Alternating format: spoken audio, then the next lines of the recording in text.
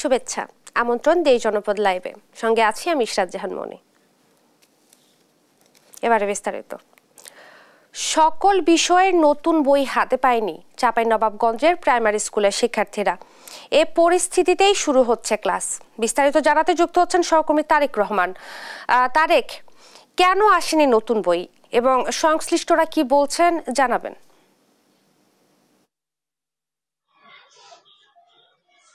ইশরাত, গত 1 তারিখ কিন্তু চাঁপাইনবাবগঞ্জে বই বিতরণ শুরু করেছিল প্রাথমিক এবং মাধ্যমিক স্কুলগুলোতে, কিন্তু প্রাইমারি স্কুলে এখন পর্যন্ত সবগুলো বই এখনো পৌঁছেনি। কিছুক্ষণ আগে আমার সাথে কথা হয়েছিল জেলা প্রাথমিক শিক্ষা কর্মকর্তার সাথে। তিনি আমাকে বলেছেন চাঁপাইনবাবগঞ্জে প্রাথমিক বিদ্যালয়ের মোট বইয়ের চাহিদা রয়েছে 9 লাখ, এর মধ্যে তারা বই পেয়েছে 6 লাখ। যে বইগুলো এখনো ঘাটতি রয়েছে সে বইগুলো তারা আগামী 1 সপ্তাহের মধ্যে পাবে বলে আমাদেরকে জানিয়েছেন। আমি এখন আছি চাঁপাইনবাবগঞ্জের একেবারে প্রাণকেন্দ্র পাঠানপাড়া সরকারি প্রাথমিক বিদ্যালয়। এই বিদ্যালয়ে কিন্তু এসে আমরা দেখেছি কি যে প্রথম শ্রেণী, দ্বিতীয় শ্রেণী এবং তৃতীয় শ্রেণীর কিছু কিছু শিক্ষার্থীরা বই পেয়েছে, বাকি চতুর্থ এবং পঞ্চম শ্রেণীর শিক্ষার্থীরা কোন রকম একটিও বই পায়নি। এ নিয়ে কিন্তু শিক্ষার্থী এবং তাদের যে অভিভাবকরা আছে তারাও কিন্তু ক্ষোভ প্রকাশ করেছেন। তারা বলছেন যে শিশুরা যখন এক শ্রেণী থেকে আরেক শ্রেণীতে উঠে তখন কিন্তু তারা কিন্তু উৎসাহ উদ্দীপনা থেকে তারা নতুন বইয়ের ঘ্রাণ নিয়ে তারা ক্লাস পরিচালনা করবে, ক্লাসে ফিরবে, কিন্তু একেবারে তারা কিন্তু ক্ষোভ প্রকাশ করছেন এবং তাদের কিন্তু পড়াশোনা শুরু করতে পারেনি। শুধুমাত্র প্রথম শ্রেণী, দ্বিতীয় শ্রেণী এবং তৃতীয় শ্রেণীর ক্লাস হচ্ছে এবং চতুর্থ শ্রেণী এবং পঞ্চম শ্রেণী তারা কিন্তু শরীরচর্চা বা যে রিডিং পড়া আছে এসব মিলিয়ে কিন্তু তারা চেষ্টা করছেন শিক্ষকরা তাদের পড়াশোনা চালিয়ে যেতে। আমরা একজন প্রাথমিক বিদ্যালয়ের সহকারী শিক্ষিকা আছে, তার সাথে একটু জানতে চাই, বলছি আপনারা যেহেতু সবগুলো বই পাননি, আপনারা কিভাবে পাঠদান চালাচ্ছেন? জি, ধন্যবাদ। আসলে প্রথম, দ্বিতীয় এবং তৃতীয় শ্রেণীর বই পাওয়া গিয়েছে, তাদের ক্লাস পুরোদমে চলছে। আর চতুর্থ আর পঞ্চম শ্রেণীতে ওদের যে তারুণ্যের উৎসব চলছে মাস জুড়ে, তারা সেই অনুযায়ী কার্যক্রম পরিচালনা করছে। এছাড়া যেহেতু সাবলীল পাঠক তৈরি আমাদের কাজ, সুতরাং আমরা তাদের সহশিক্ষাক্রমিক বইগুলো দিয়ে এখনকার মতো চালাচ্ছি আর কি, যেন তারা সাবলীল পাঠক তৈরি হয়। এভাবেই একটি বিদ্যালয় আসলে আমাদের এগিয়ে যাচ্ছে, এটুকুই। জি, ধন্যবাদ আপনাকে। জি ইশরাত, আপনি শুনছিলেন যে এই যে প্রাথমিক বিদ্যালয়ে যে শিক্ষকরা আছে তারা কিন্তু একেবারে মনোনিবেশ হয়েছেন, তারা কিন্তু অক্লান্ত পরিশ্রম করছে যে যারা বই পায়নি তাদেরকে পুরাতন বই দিয়ে এবং যে তারুণ্যের উৎসব আছে সেগুলো তারা কিন্তু আসলে তাদেরকে পাঠদান করাচ্ছেন এবং অভিভাবকরা আশা করছেন ও প্রত্যাশা করছেন যে দ্রুত যদি বইগুলো যদি দেওয়া হয় শিক্ষার্থীদের মাঝে, সেক্ষেত্রে কিন্তু তারা কিন্তু অনেক বিড়ম্বনাতে পড়বে, শিশুরা কিন্তু পিছিয়ে পড়বে পাঠদান থেকে। ইশরাত, এই ছিল আমার কাছে চাঁপাইনবাবগঞ্জ থেকে বই নিয়ে সর্বশেষ পরিস্থিতি। আপনাকে ধন্যবাদ। চাঁপাইনবাবগঞ্জের প্রাইমারি স্কুলে সবগুলো বই ছাড়াই ক্লাস শুরু হয়েছে, কেন কি কারণ এই ব্যাপারে বিস্তারিত জানাচ্ছিলেন সহকর্মী তারেক রহমান। দেশের রাজনৈতিক পট পরিবর্তনের ফলে ময়মনসিংহ সিটি কর্পোরেশনের বেশ কিছু সড়ক নির্মাণাধীন রেখেই পালিয়েছেন ঠিকাদাররা। বিস্তারিত জানাতে যুক্ত হচ্ছেন সহকর্মী ইলিয়াস আহমেদ। ইলিয়াস, কতটা ভোগান্তিতে পড়েছেন নগরবাসী এবং কি বলছে সংশ্লিষ্ট কর্তৃপক্ষ, সব মিলিয়ে জানাবেন। চরম ভোগান্তির মধ্যে রয়েছে ময়মনসিংহের নগরবাসী, অর্থাৎ বেশ কয়েকটি রাস্তার কারণে কিন্তু মানুষের ভোগান্তি দিন দিন বেড়েই চলেছে। এই বিষয়টি নিয়ে কর্তৃপক্ষ তারা বলছেন যে ইতিমধ্যেই 4টি রাস্তার টেন্ডার কিন্তু তারা ইতিমধ্যেই বাতিল করেছেন এবং সেটি পুনরায় দরপত্র আহ্বানের প্রক্রিয়াধীন কিন্তু রয়েছে। আমি এখন আছি ময়মনসিংহের নতুন বাজার ব্যস্ততম এলাকায়। এই রাস্তাটি দিয়ে কিন্তু প্রচুর পরিমাণে যানবাহন প্রতিনিয়ত চলাচল করে, অর্থাৎ এই রাস্তাটি কিন্তু প্রায় 1.5 বছর ধরে কিন্তু নির্মাণাধীন অবস্থায় রয়েছে। আমরা দেখেছি রাজনৈতিক পট পরিবর্তনের পরেই কিন্তু এই রাস্তার যে ঠিকাদার, এর আগে থেকেই কিন্তু তিনি অনেকটা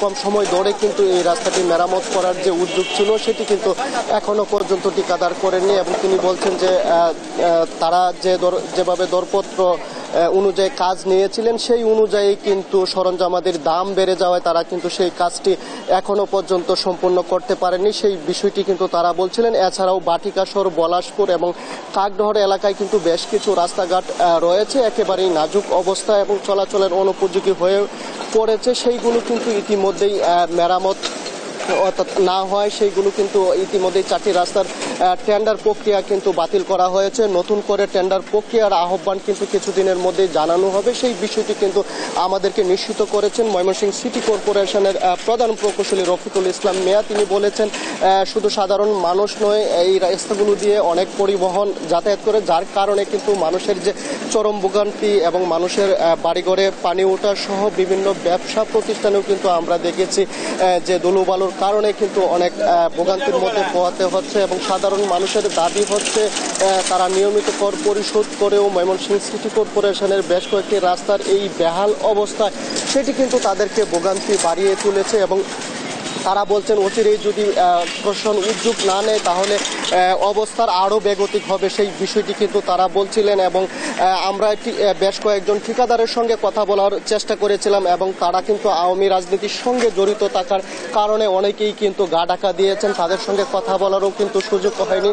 এবং আমরা দু একজনের সঙ্গে কথা বলেছি, তারা বলছেন যে তাদের পক্ষে তারা যে টেন্ডার আহ্বান করে কাজ পেয়েছিলেন তাদের পক্ষে এখন আর সেটি করা কিন্তু সম্ভব হচ্ছে না এবং সেটি কিন্তু পুনরায় টেন্ডার হবে, সেই বিষয়টির দাবি কিন্তু তারা জানিয়েছেন। এবং আমরা দেখেছি প্রতিনিয়ত এই রাস্তা দিয়ে কিন্তু শত শত মানুষ এবং যানবাহন চলাচল করে এবং সেই রাস্তাগুলো কিন্তু দীর্ঘদিন ধরে অচল অবস্থা থাকায় কিন্তু মানুষের কষ্ট কিন্তু দ্বিগুণ হচ্ছে এবং সাধারণ পরিবহনের চালক যারা আছেন, যাত্রী যারা আছেন, তারাও কিন্তু অনেকটা বিপাকের মধ্যে আছেন। এই রাস্তাটির কারণে কি কি সমস্যা হচ্ছে যদি আমরা একজন চালকের সঙ্গে কথা বলতে চাই?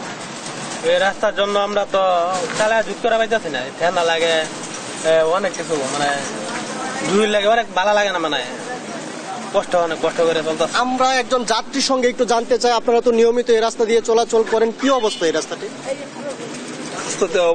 অবস্থা চলাফেরার কষ্ট হয়, যাত্রী কষ্ট হয়, গাড়ির ক্ষতি হয়, এই তো ভাঙ্গা কোমরে ব্যথা পাই। যাত্রী এবং চালকরা বলছিলেন ভাঙাচোরা এবং খানাখন্দের কারণে কিন্তু তাদের প্রতিনিয়ত কষ্টের মধ্যে দিয়ে কিন্তু তারা তাদের গন্তব্যস্থলে কিন্তু তারা পড়ছেন এবং তাদের যে ভোগান্তি সেটি কিন্তু চরম আকার ধারণ করেছে। শুধু নতুন বাজারের এই রাস্তাটি নয়, বাটিকাশর সহ বিভিন্ন এলাকার রাস্তা কিন্তু অনেক নাজুক। আমরা জানতে চাই নগরীর বেশ কয়েকটি এলাকার রাস্তা এর একেবারেই নাজুক অবস্থা, কেমন দুর্ভোগ পোহাচ্ছেন আপনারা? আমি যদি আপনাদেরকে বলি, এই রাস্তাটা দীর্ঘদিন যাবৎ এই বিগত সরকার আমল থেকে শুরু করে এখানে ইকরামুল মেয়র সাহেব থাকাকালীন এখানে যে রাস্তাঘাটটা শুরু হয়েছিল, তারপরে রাস্তার কাছে অদ্যাবধি এই অবস্থায় রয়েছে। আমার শুধু আমার বাচ্চা না, এবং এখানে এই রোডে শহরে প্রায় 1/3 স্কুল কলেজ এদিকে আমরা প্রতিনিয়ত এই রাস্তার জন্য ভুগতেছি। আমরা এখানে এমনও ঘটনা ঘটে, এই রাস্তা থেকে রাস্তার অটোতে আমরা যাই, অটো কাত হয়ে অনেক সময় বাচ্চারা পড়ে যায় এবং যারা মোটরসাইকেল ইউজ করে তাদের মোটরসাইকেল নষ্ট হয়। আমরা প্রতিনিয়ত রাস্তার জন্য খুব কষ্টে আছি, মানে ভুগতেছি। আমরা ছাত্রছাত্রীকে নিয়ে আমরা পারতেছি না, এই রাস্তার জন্য খুবই আমরা কষ্ট করতেছি।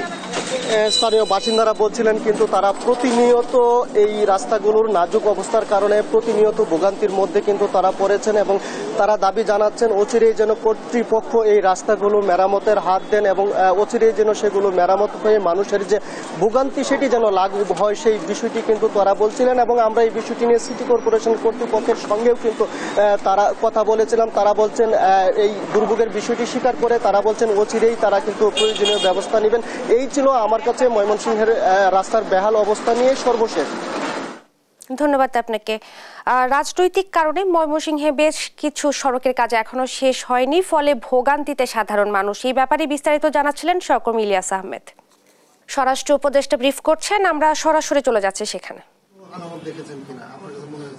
মানে এই ধরনের একটা আলামত হলো ভিসা নেওয়ার একটু বাড়ছে, আর 2 নাম্বার হলো তারা অনেকে দেশ ছেড়ে চলে যাচ্ছে, মানে যেহেতু তাদের শেষ হয়ে গেছে তারা চলে যাচ্ছে। আরেকটা হচ্ছে যে বিদেশে বিভিন্ন বাংলাদেশের যে এম্বাসিগুলো আছে, প্রবাসী শ্রমিকরা কাজ করে, তারা পাসপোর্ট নবায়নের আবেদন করেও সহজে পাচ্ছে না। অনেকেই মানে ওই ফেসবুক গুলোতে গেলে দেখা যায় যে তারা শুধু অনুরোধ করছে পাসপোর্ট দেওয়ার জন্য, কবে পাবে। পাসপোর্ট না পাওয়ার কারণে তারা সমস্যার মধ্যে পড়ছে। এইটা দ্রুত দেওয়ার কোনো এইটা দ্রুত, এই যে কিছুক্ষণ আগে ডিজি মহোদয় বলছেন যে যতগুলি পাসপোর্ট আমরা এমআরপি এখান থেকে পাঠানো হয়েছে অতগুলি ডিস্ট্রিবিউশন ওই জায়গা থেকে হয় নাই। এই জন্য উনি আজকে কথা বলবেন যে ওইগুলি যেন তাড়াতাড়ি ডিস্ট্রিবিউশন হয়ে যায়। আরেকটা যাচ্ছেন যে এই বিদেশি যারা আমাদের বিদেশে যারা কাজ করতেছে তাদের দিক কিন্তু আমাদের দেশের রত্ন, তাদের উপরেই কিন্তু বেশ করে আমরা সবচেয়ে এত আরামে এসে আছি। এখন তাদের যত সুযোগ সুবিধা দেওয়া যায় এটা আমরা চেষ্টা করব, যত ভাবে পারা যায় তাদের সুযোগ সুবিধা দেওয়া। একটা কাজের কথা বলেন যে কাজটা আপনি আপনার এই দায়িত্বকালীন সময়ে করতে চান, যদি একটা কাজের কথা বলেন যেটি এখনো হয়নি কিন্তু আপনি করতে চান, মানে কোন কাজটা আপনি চান? পাসপোর্ট অধিদপ্তরের এমন আমি পাসপোর্টের অধিদপ্তরে চাই আমার দায়িত্বকালে যেন ই পাসপোর্ট হয়ে যায়, সব একেবারে ইলেকট্রনিক পাসপোর্ট যেন করে যেতে পারি সবার জন্য ইলেকট্রনিক। আপনারা ভালো থাকেন, থ্যাংক ইউ। পুলিশ ভেরিফিকেশন আমি বলছি, যেহেতু এটা তো আমি মানে সবার সাথে আলাপ করে তো এটা করতে হবে। এটার মধ্যে ধরেন উঠাই দিলে আমি কি সমস্যায় পড়বো আর উঠাই দিলে আমি কি লাভবান হবে, এই দুইটার ব্যালেন্স করতে হবে। প্লাস আপনি কিছুক্ষণ আগে বললেন যে রোহিঙ্গাদের একটা রয়ে গেছে, এই সবকিছু দেখে তারপরে আমরা একটা ডিসিশন নিব এটারে উঠাই দিব কি দিব না। স্বরাষ্ট্র উপদেষ্টা ব্রিফ করছিলেন, আমরা সরাসরি ছিলাম সেখানে। গাজীপুরে ফ্লাইওভারের নিচের অংশ অবৈধভাবে দখল করে গড়ে তোলা হয়েছে দোকানপাট। বিস্তারিত জানাতে যুক্ত হচ্ছেন সহকর্মী এম নজরুল ইসলাম। নজরুল, অবৈধ দখল নিয়ে কি বলছে সংশ্লিষ্ট কর্তৃপক্ষ, জানাবেন। আপনি যেমনটা বলছিলেন, আপনি জানেন যে গাজীপুরের যে ফুট ওভার ব্রিজগুলো রয়েছে সেই ফ্লাইওভারের নিচের অংশ কিন্তু দীর্ঘদিন ধরেই কিন্তু এক শ্রেণীর যে ব্যবসায়ী রয়েছেন তারা কিন্তু দখল করে সেগুলা ভাড়া দিচ্ছেন এই দোকানপাটগুলো করে। আপনি জানেন যে পথচারীরা রোদ কিংবা বৃষ্টি দাঁড়ানোর কোনো উপায় নেই তাদের, তারা কিন্তু এখানে সম্পূর্ণভাবে এই ব্রিজের নিচের অংশ যেটা রয়েছে টঙ্গী থেকে সফিপুর, গাজীপুর, কোনাবাড়ি এবং মাওনা চৌরাস্তা, মিরের বাজার সহ গুরুত্বপূর্ণ যে পয়েন্টগুলো রয়েছে সে সমস্ত পয়েন্টগুলোতে কিন্তু আমরা দেখতে পেয়েছি সেখানে কিন্তু অবৈধভাবে গড়ে উঠেছে বিভিন্ন দোকানপাট, ব্যবসা প্রতিষ্ঠান এবং বসত বাড়িও কিন্তু করে সেখানটা কিন্তু ভাড়া দেওয়া হচ্ছে, এরকমটি করা দেখতে পেয়েছি আমরা। তো আমরা যেখানটায় রয়েছি গাজীপুরে কিন্তু আপনি জানেন যে সফিপুর এবং কোনাবাড়ি, নাওজোর এলাকায় যে ফ্লাইওভারগুলো রয়েছে অর্থাৎ ফুটপাত যে অংশ রয়েছে মানুষের চলাচলের জন্য যেটা করা হয়েছে বা দাঁড়ানোর জন্য যেটা করা হয়েছে সেটা কিন্তু সম্পূর্ণ দখল হয়ে কিন্তু এখানে হোটেল থেকে শুরু করে সব ধরনের ব্যবসায়ী কিন্তু গড়ে উঠেছে এবং অবৈধভাবে কিন্তু সে সমস্ত জায়গায় আপনাকে যদি দেখাতে চাই আপনি দেখতে পাবেন যে এখানে কিন্তু অবৈধ মৌসুমি ফলের দোকান থেকে শুরু করে দোকানপাট, ব্যবসা বাণিজ্য এবং সব কিছুই কিন্তু এখন এই ফুটপাতকে ধরেই কিন্তু চলে এবং এই সমস্ত কারণে কিন্তু প্রতিদিন কোনো না কোনোভাবে দুর্ঘটনার শিকার হচ্ছে মানুষ, কিন্তু মানুষকে দাঁড়াতেও পারছে না। সাধারণ মানুষ কিন্তু আক্ষেপ করে বলছেন যে ফুট ওভারগুলো কোনোভাবেই পরিষ্কার হচ্ছে না এবং সেটা কোনোভাবেই দখলমুক্ত করা যাচ্ছে না, কিন্তু দখলমুক্ত করার জন্য কিন্তু তারা বারবার প্রশাসনকে তাগাদা দিলেও প্রশাসন কিন্তু দু একদিন পর আবার কিন্তু সে আগের চিত্র ফিরে আসছে। আপনি দেখতে পাচ্ছেন যে ব্যস্ততম একটা জায়গা, সেখানে কিন্তু আপনার মৌসুমি ফলের দোকান এবং আপনার ব্যবসা বাণিজ্য করে কিন্তু তারা এখানে এই জায়গাটা দখল করে নিয়েছে। অর্থাৎ ব্রিজের যে নিচের অংশ রয়েছে সম্পূর্ণ জায়গায় কিন্তু বিভিন্ন ঘর বাড়ি পর্যন্ত এখানে করা হয়েছে। আপনি জানেন যে গাজীপুরের মিরের বাজার এলাকায় এবং গাজীপুরের কোনাবাড়ি এবং সফিপুর এলাকায় কিন্তু দেশ টিভিতে ধারাবাহিকভাবে একটি দুটি রিপোর্ট করার পর কিন্তু সেটি পরিষ্কার করা হয়েছে। সাধারণ মানুষ কিন্তু আমার স্বাগত জানিয়েছে দেশ টিভির সেই রিপোর্টকে। তো এইভাবেই কিন্তু গাজীপুরের বিভিন্ন পয়েন্টগুলোতে কিন্তু আপনি জানেন যে এখানে কিন্তু একটি অসাধু চক্র এবং প্রশাসনের সহযোগিতায় কিন্তু এই জায়গাগুলো দিনের পর দিন দখল হয়ে যাচ্ছে এবং এখানে কিন্তু মানুষ দাঁড়ানোর কোনো পথ খুঁজে পাচ্ছে না। এবং আপনারা জানেন যে এই সমস্ত মৌসুমি দোকানদার যারা রয়েছেন তারা কিন্তু এই দোকানপাট, ব্যবসা বাণিজ্য তৈরি করছেন। এখানে ফুট ওভার ব্রিজ বা ফুটপাত সেটা কিন্তু সম্পূর্ণই দখল হয়ে গেছে এবং সেটা দখলমুক্ত করার জন্য প্রশাসনে বারবার তাগাদা দিল, দু একদিন পর কিন্তু আবার সেই আগের রূপে ফিরে আসছে। তো এই ছিল আমার কাছে গাজীপুর কোনাবাড়ি এলাকা থেকে সর্বশেষ। আপনাকে ধন্যবাদ। গাজীপুরে ফ্লাইওভারের নিচের অংশ দখল করে অবৈধ দোকানপাট গড়ে তোলা হয়েছে এবং এই ব্যাপারে বিস্তারিত জানাচ্ছিলেন সহকর্মী এম নজরুল ইসলাম। বরিশালে বেড়েছে অবৈধ অটোরিকশার দৌরাত্ম্য। যানজটে নাকাল নগরবাসী। এ নিয়ে বিস্তারিত জানাতে যুক্ত হচ্ছেন সহকর্মী শাকিল মাহমুদ। শাকিল, এই সৃষ্ট সমস্যার সমাধান নিয়ে কি বলছে সংশ্লিষ্ট কর্তৃপক্ষ, বিস্তারিত জানাবেন।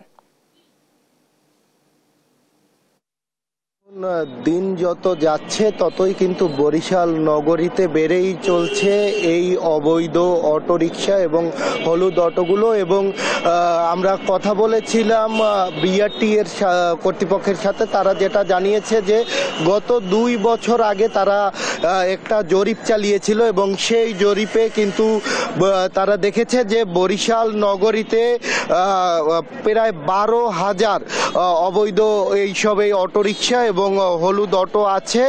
এবং এর বরিশাল নগরীর পাশাপাশি তার আশপাশের যে এলাকাগুলোতে আছে সেখান থেকেও কিন্তু প্রায় 5,000 অটোরিকশা বরিশালে প্রতিদিন আসলে প্রবেশ করে, এমনটি কিন্তু তারা জানিয়েছে। এবং এই 2 বছরে এর সংখ্যা কিন্তু 1.5 থেকে 2 গুণ বেড়েছে বলেও কিন্তু দাবি করেছে তারা। যদিও এই বরিশাল নগরীতে বিআরটি এর অনুমোদিত যে গাড়ি, সেই গাড়ির সংখ্যা মাত্র 2,500। সবশেষ বরিশাল সিটি কর্পোরেশনের যে সাবেক মেয়র সেনিয়াবাদ সাদিক আব্দুল্লাহ, উনি কিন্তু এই প্রায় 5,000 হলুদ অটোকে কিন্তু তিনি অনুমোদন দিয়েছিলেন, তিনি টোকেন দিয়েছিলেন এই শহরে চলাচল করার জন্য। কিন্তু বাস্তব চিত্রটা পুরোপুরি ভিন্ন। এখন যেখানে বিআরটি এরই অনুসন্ধানে প্রায় 12,000 অটো চলে, সেখানে তো বর্তমানে এর সংখ্যা কয়েক গুণ, এবং এর ফলে কিন্তু প্রতিনিয়তই নগরবাসীকে ভোগান্তি পোহাতে হচ্ছে।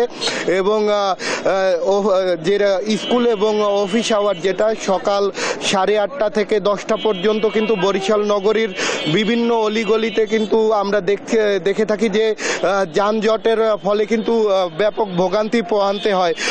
যদিও আমরা কথা বলছিলাম পুলিশের সাথে, পুলিশ আমাদেরকে জানিয়েছে যে সিটি কর্পোরেশন এবং বিআরটি এর সংশ্লিষ্ট যারা আছে সবার সাথে আলোচনা করে দ্রুত কিভাবে এই যানজট নিরসন করা যায় এবং এই অবৈধ গাড়িগুলোর বিষয়ে কি ব্যবস্থা নেওয়া যায়, সবার সাথে আলোচনা করে দ্রুত তারা এ বিষয়ে পদক্ষেপ নেবে।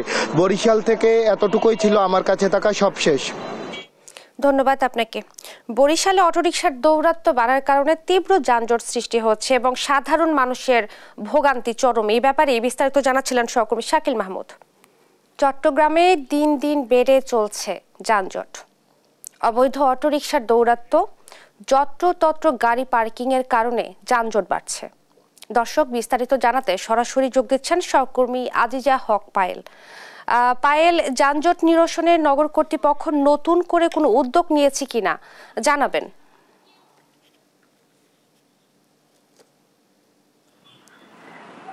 ধন্যবাদ। যেমনটি বলছিলেন, যানজট নিয়ে অনেক ভোগান্তিতে আছে চট্টগ্রাম, দিন দিন বেড়েই চলেছে যানজট।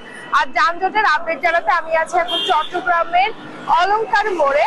এই অলংকার মোড়ে হচ্ছে সকাল থেকেই যানজট লেগে থাকে, কারণ হচ্ছে এখান থেকে দূরপাল্লার বাসগুলো এখান থেকে ছেড়ে যায়।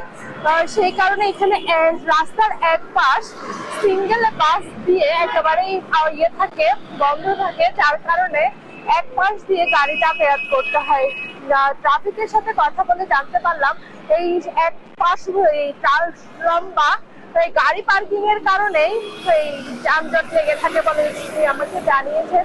সেই সাথে কিন্তু চট্টগ্রামের বিভিন্ন মোড়ে যানজট লেগে থাকে। চট্টগ্রামের নতুন ব্রিজ মোড়, নিমতলা, ইপিজেড এলাকা, জাকির হোসেন রোড, অলংকার, একেখান, চকবাজার, দেওয়ানহাট, এই ডিসি মোড়, এই ধরনের মূল জায়গাগুলো চট্টগ্রামের, এই জায়গাগুলোতে বেশিরভাগ সময় দেখা যায়। তবে এইসব যানজট নিরসনের জন্য নিরলসভাবে কাজ করে যাচ্ছে ট্রাফিক। তারপরও কিন্তু এই সমস্যাগুলো, এটাকে আরো সমস্যা, যেটি হচ্ছে ব্যাটারি চালিত রিক্সা। ব্যাটারি চালিত রিক্সার কারণেই কিন্তু এই সমস্যাগুলো বেশি লাগে। সিএমপির নির্দেশনা মতে যদিও নিষিদ্ধ করা হয়েছে, তারপরও কিন্তু রাস্তাঘাটে দেখা যায় আপনার ব্যাটারি চালিত অটোরিকশা। প্রতিদিনই কিন্তু 50 থেকে 60টি ব্যাটারি চালিত রিকশা জব্দ করা হয়। 10 দিন আটক রেখে তারপর এই ব্যাটারি চালিত রিকশাগুলো দেওয়া হয়। তারপরে কিন্তু ব্যাটারি চালিত রিকশাগুলো মূল যে রাস্তাগুলো আছে এই রাস্তাগুলোতে চলে আসে বলে আমরা জানতে পারি, যার কারণে আপনার বেশিরভাগ সময় রাস্তায় যানজট লেগে থাকে। তবে আমরা যতটুকু জানতে পেরেছি সিটি কর্পোরেশনও এই ব্যাটারি চালিত এই রিকশার বন্ধের জন্য নির্দেশনা দিয়েছে। তবে মূল যে সড়কগুলো আছে সেখানে ব্যাটারি চালিত রিকশা আপনার নিষিদ্ধ করা হয়েছে। বিভিন্ন ভিতরে অলিতে গলিতে চালানোর নির্দেশনা দিল, কিন্তু এটা একেবারেই আপনার ঝুঁকি অ্যাক্সিডেন্ট এবং ঝুঁকি এড়াতে ব্যাটারি চালিত রিকশাগুলো বন্ধ করা উচিত বলে মনে করছেন স্থানীয়রা, এবং সিটি কর্পোরেশনে এর নীতিমালা নিতে বলে জানিয়েছেন চট্টগ্রামের মেয়র। এই ছিল যানজট নিয়ে সর্বশেষ। ধন্যবাদ আপনাকে। নানা অনিয়মের কারণে চট্টগ্রামের যানজট ভয়ঙ্কর রূপ ধারণ করেছে এবং এই ব্যাপারে বিস্তারিত জানাচ্ছিলেন সহকর্মী আজিজা হক পায়েল। চট্টগ্রাম আদালতের 1911টি মামলার নথি গায়েবের অভিযোগে সিএমপির কোতোয়ালি থানায় জিডি হয়েছে। এই ব্যাপারে বিস্তারিত জানাতে যুক্ত হচ্ছেন সহকর্মী AKM নাজিম। নাজিম, নথি গায়েব নিয়ে কি কি তথ্য রয়েছে আপনার কাছে আমাদেরকে জানাবেন। আদালতের যে পিপি কার্যালয়ের সামনে থেকে বেশ কিছু মামলার ডকেট যে নথি গায়েব হয়ে গেছে সেটা নিয়ে কিন্তু গতকালকে আদালতের পিপি নগরের কোতোয়ালি এখানে একটি সাধারণ জিডি হয়েছে, সেই জিডিতে উল্লেখ করা হয়েছে যে পিপি কার্যালয়ের সামনে থেকে প্রায় 30 থেকে 32টি মামলার ডকেট, গুরুত্বপূর্ণ মামলার ডকেট কিন্তু পাওয়া যাচ্ছে না। সেই জন্য কিন্তু আদালতের পিপি নগরের কোতোয়ালি একটি জিডি করে তিনি উল্লেখ করেন যে বিস্ফোরক অস্ত্রের বিভিন্ন গুরুত্বপূর্ণ মামলা খুব নামি খুব যেগুলো আলোচিত মামলার বেশ কিছু ডকেট কিন্তু পাওয়া না যাওয়ার ক্ষেত্রে কিন্তু তারা এক্সিকিউট করেন এবং আদালত এলাকায় এটা নিয়ে খুব চাঞ্চল্য সৃষ্টি হয়েছে। কারণ গুরুত্বপূর্ণ জায়গা থেকে এভাবে মামলার নথি যদি গায়েব হয়ে যায় তাহলে অন্যান্য বিষয়গুলো নিয়ে বা আদালতের নিরাপত্তার বিষয় নিয়ে কিন্তু প্রশ্ন তুলেছেন আইনজীবীরা বলছেন পিপি কার্যালয়ের সামনে থেকে যদি গুরুত্বপূর্ণ এসব নথি হঠাৎ করে গায়েব হয়ে যায় তাহলে আরো কি আলামত গুলো গায়েব হয়েছে সেটা নিয়ে কিন্তু খুব ভাবার বিষয়। পাশাপাশি আদালতের যিনি পিপি কোতোয়ালি থানায় জিডি করেছেন তিনি যেমনটি বলছেন পিপি কার্যালয়ের ভিতরে কিন্তু জায়গা সংঘর্ষণ হওয়ায় কিন্তু যেটি বাইরে রেখেছিল সেখান থেকে মূলত এসব মামলার নথিগুলো পাওয়া যাচ্ছে না। মামলার নথির মধ্যে কিন্তু বিস্ফোরক আইন, তারপর মাদক দ্রব্য, অস্ত্র চোরাচালান এইসব মামলার নথি রয়েছে বলে আমরা জানতে পেরেছি। কারণ সেগুলো কার্যালয়ের বাইরে থাকার কারণে মূলত এইসব নথি গতকালকে থেকে পাওয়া যাচ্ছে না। সেজন্য আদালতের যিনি পিপি রয়েছেন তিনি কিন্তু নগরের কোতোয়ালি থানায় একটি সাধারণ ডায়েরি করেছেন। এটা নিয়ে এদিকে আইন শৃঙ্খলা বাহিনীর সদস্যরা যেভাবে তৎপর হয়েছেন, পাশাপাশি আদালত পাড়া এলাকায় আইনজীবী থেকে শুরু করে অন্যান্য সেবা সংস্থাগুলোতে সবগুলো কিন্তু এটা নিয়ে উদ্বেগ প্রকাশ করেছেন। কারণ বিশেষ করে যারা আইনজীবী রয়েছেন তারা যেটি বলছেন আদালতের তৃতীয় তলা থেকে যেভাবে বিভিন্ন মামলার গুরুত্বপূর্ণ নথি এবং পিপি কার্যালয়ের সামনে থেকে এসব নথি গায়েব হয়েছে তাহলে আদালত পাড়া এলাকার নিরাপত্তার বিষয় নিয়ে কিন্তু প্রশ্ন তুলেছেন সিনিয়র আইনজীবীরা। পাশাপাশি জেলা আইনজীবী সমিতির পক্ষ থেকে এবং অন্যান্য যারা আইনজীবী রয়েছেন তারা যেমনটি বলছেন আদালত পাড়া এলাকা থেকে নথি গায়েবের বিষয়ে যে একটি চাঞ্চল্য সৃষ্টি হয়েছে সেটা যেন দ্রুত মামলাগুলো নথি বা ডকেট গুলো খুঁজে বের করা হয়, নয়তো এইসব মামলায় যারা আসামি জেলাতে আছেন বা যারা কারাগার রয়েছেন তাদের বিচার কাজে কিন্তু বিঘ্ন সৃষ্টি হবে। কারণ এইসব গুরুত্বপূর্ণ মামলার নথিগুলো পাওয়া না গেলে তাহলে এসব মামলার ভবিষ্যতে বিচার কার্য নিয়ে কিন্তু প্রশ্ন দেখা দিতে পারে বলে মনে করছেন আইনজীবীরা। তো আদালত পাড়া এলাকা থেকে নথি গায়েবের বিষয় নিয়ে আমার কাছে সর্বশেষ। নওগাঁ জেলা সংলগ্ন সান্তাহার শহরে জমে উঠেছে উষ্ণ কাপড়ের বাজার। বিস্তারিত জানাতে যুক্ত হচ্ছেন সহকর্মী কাজী কামাল হোসেন। কামাল, বাজারে ক্রেতাদের ভিড় কেমন দেখছেন জানাবেন। ইশরাত, আমি এখন দাঁড়িয়ে আছি নওগাঁ পৌরসভার সংলগ্ন বগুড়া নওগাঁর সীমান্ত সান্তাহার পৌরসভার মধ্যে। এটার সবচাইতে বড় পুরাতন কাপড়ের বাজার। এই বাজারটার উৎপত্তি বলতে গেলে প্রায় ব্রিটিশ আমল থেকে এই বাজারটা চলে আসছে এবং যারা দোকানদারি করছেন, ব্যবসার সাথে যারা সম্পৃক্ত আছেন তারা বংশ পরম্পরায় বাবা দাদা তাদের থেকে চলে আসছে। এই বাজারটা মূলত দুপুর পর থেকে শুরু করে রাতের 10টা পর্যন্ত বেশ জমজমাট হয় এবং এই ব্যবসাটা মূলত 3 মাস মেয়াদি। এই শীতের এই মৌসুমে মূলত 3 মাস এই ব্যবসাটা বেশ জমজমাট হয়। আমি দাঁড়িয়ে আছি এই বাজারেই। এখানে এখন দোকানদাররা দোকান খুলেছে, তারা ব্যবসা পসরা সাজিয়েছেন, কাস্টমার সবে আসা শুরু করেছে। তবে একেবারে যে জমজমাট অবস্থা এখন ততটা শুরু হয় নাই, হয়তো বিকেল থেকেই শুরু করবে।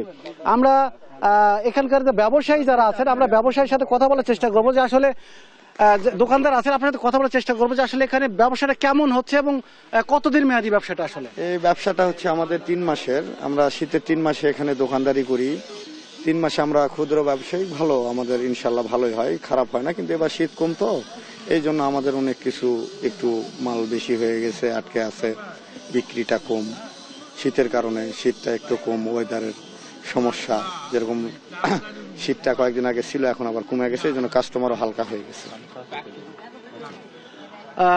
আমরা শুনছিলাম একজন বিক্রেতার কথা যে শীত কিছুটা হালকার কথা বলছেন। আসলে শীত এখনো মোটামুটি আছে এবং তাপমাত্রা প্রায় 10, 11, 12-র কাছাকাছি। আমি একজন ক্রেতার সাথে কথা বলার চেষ্টা করবো। আপনি তো কেনাকাটা করতে আসছেন, শীতের কাপড় কিনতে আসছেন, এইখানে কেন কিনতে আসছেন এবং দাম কিরকম মনে হচ্ছে আপনার? আসলে সান্তাহারে অনেক পুরানো একটা মার্কেট, আর এই মার্কেটে অনেক রিজনেবল, মানে খুব দাম কমে শীতের কাপড়গুলো পাওয়া যায়। আর আমি আসছি, আমার বাসা পাশেই, কিন্তু শীতে বিভিন্ন ধরনের কম দামের মধ্যে সবার কাপড় চোপড় পাওয়া যায়, এই জন্য নেওয়ার জন্য।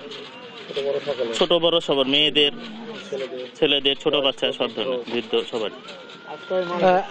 ইশরাত, আমি একজন ক্রেতার সাথে কথা বলছিলাম, তিনি জানাচ্ছিলেন যে বিভিন্ন রকমের কাপড় পাওয়া যায়। আমি বাস্তবে গোটা মার্কেট আমি ঘুরে দেখেছি, সেখানে দেখেছি এখানে সর্বনিম্ন 10 টাকা থেকে শুরু করে 1000 টাকা পর্যন্ত বিভিন্ন রকমের কাপড় চোপড় পাওয়া যায়। ছোট বাচ্চা থেকে শুরু করে ভালো মানের জ্যাকেট, এমনকি শীতের কম্বল পর্যন্ত এখানে পাওয়া যায়। এবং এখানে প্রায় 1.5 শতাধিক দোকান এখানে রয়েছে, বিপণী বিতান রয়েছে। তো নওগাঁর এই সান্তাহার শীতের বাজার থেকে গরম কাপড় নিয়ে এই ছিল আমার কাছে সর্বশেষ তথ্য।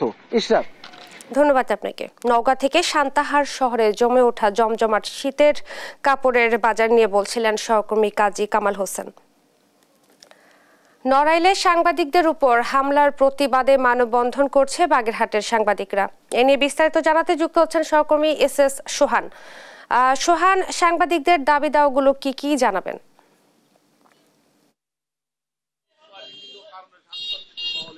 নড়াইলে যে সংবাদকর্মীর উপর হামলা হয়েছে, হামলার কিন্তু আজকে প্রায় 7 দিন। এই 7 দিনেও কিন্তু মামলা হয়নি এবং সৈয়দ সজিবুর রহমান নামের যে সংবাদকর্মী, তিনি কিন্তু এখনো হাসপাতালে মৃত্যুর সাথে পাঞ্জা লড়ছেন। এই যে মামলা না হওয়া এবং পুলিশ কাউকে গ্রেপ্তার করতে না পারার কারণে কিন্তু আজকে বাগেরহাটের সাংবাদিকরা রাস্তায় নেমেছে। বেলা 11টা থেকে কিন্তু তারা এখানে মানববন্ধন করছেন এবং অন্তর্বর্তীকালীন সরকার এবং পুলিশের কাছে তাদের যে দাবি, যে খুব দ্রুত সময়ের মধ্যে যারা হামলা করেছে তাদেরকে শনাক্তপূর্বক গ্রেপ্তারের দাবি জানিয়েছেন বাগেরহাটের সাংবাদিকরা। সেই সাথে সারা দেশে বিভিন্ন সময় যে সংবাদকর্মীরা হামলার শিকার হয়েছে সেই সব ঘটনারও কিন্তু বিচার চেয়েছেন। আমরা যদি আপনাদেরকে জানাতে চাই, আজকে বাগেরহাট প্রেস ক্লাব এবং বাগেরহাট টিভি জার্নালিস্ট অ্যাসোসিয়েশনের পক্ষ থেকে কিন্তু এই মানববন্ধনের আয়োজন করা হয়েছে। যে আমার সাথে বাগেরহাট প্রেস ক্লাবের নবনির্বাচিত সভাপতি রয়েছেন কামরুজ্জামান, আমরা একটু তার কাছে জানবো যে কি ধরনের দাবি নিয়ে আজকে তারা রাস্তায় নেমেছেন।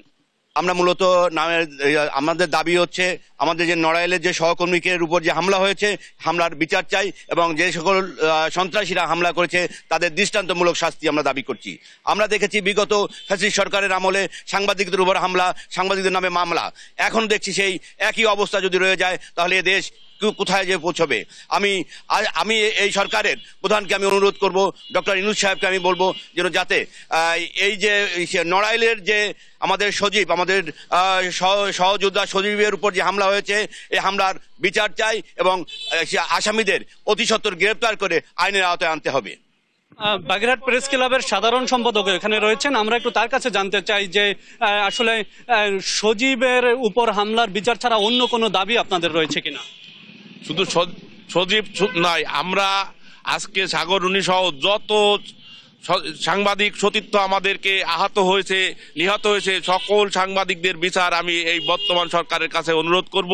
তারা যথাযথ বিচার হয়, আমাদের দ্বিতীয় কোনো বিচারের জন্য আমাদের এভাবে রাস্তায় নেমে না আসতে হয়, এটাই আমাদের প্রধান দাবি। আমি আসলে আপনাদেরকে জানাচ্ছিলাম যে সংবাদকর্মীদের দাবিগুলো, বাগেরহাটের সংবাদকর্মীরা এটাও বলেছে যে 2025 সালের শেষ মানববন্ধন যেন এটি হয়, আর কোনো সংবাদকর্মীর বিচারের দাবিতে যেন তাদেরকে আর রাস্তায় নামতে না হয়।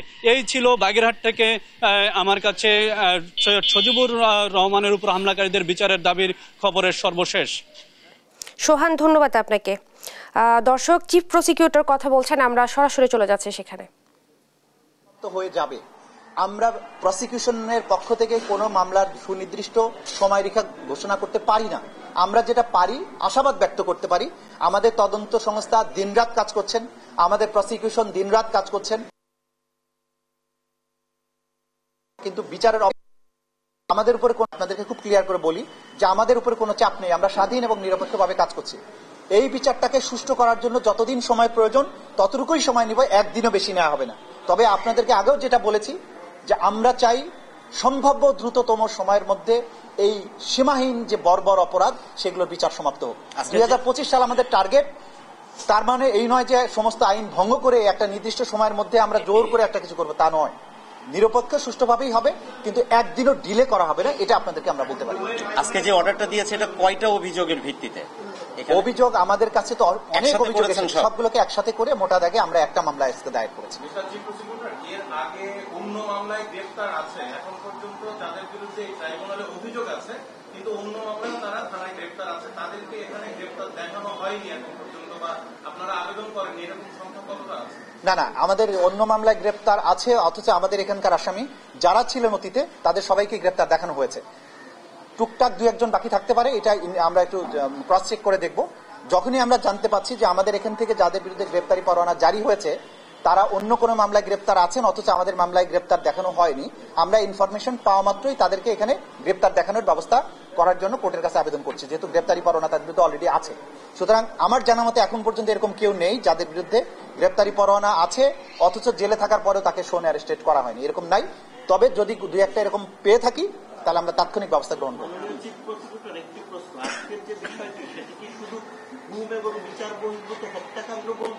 জি, আজকে যে মামলাটা আমরা করেছি মূলত গুম এবং বিচার বহির্ভূত যে হত্যাকাণ্ড, এটাকে ফোকাস করে এটা একটা আলাদা মামলা হিসেবে আমরা নিয়ে এসেছি এবং আমরা মনে করি এটার বিস্তৃতি এত বেশি, এটা আলাদাভাবেই বিচার হওয়াটা ন্যায়সঙ্গত। জিয়াউল হাসান তো ইতিমধ্যে গ্রেফতার আছেন, তাহলে কি এই 12 জনের ভিতরে তো জিয়াউল হাসানও আছেন, সেটা কি হবে? জিয়াউল হাসান আছেন, ঠিক আছে, থ্যাংক ইউ। আমাদের পক্ষ থেকে আচ্ছা, ভিকটিম পরিবার ভাই আপনি থাকবেন। চিফ প্রসিকিউটর কথা বলছেন, আমরা সরাসরি ছিলাম সেখানে।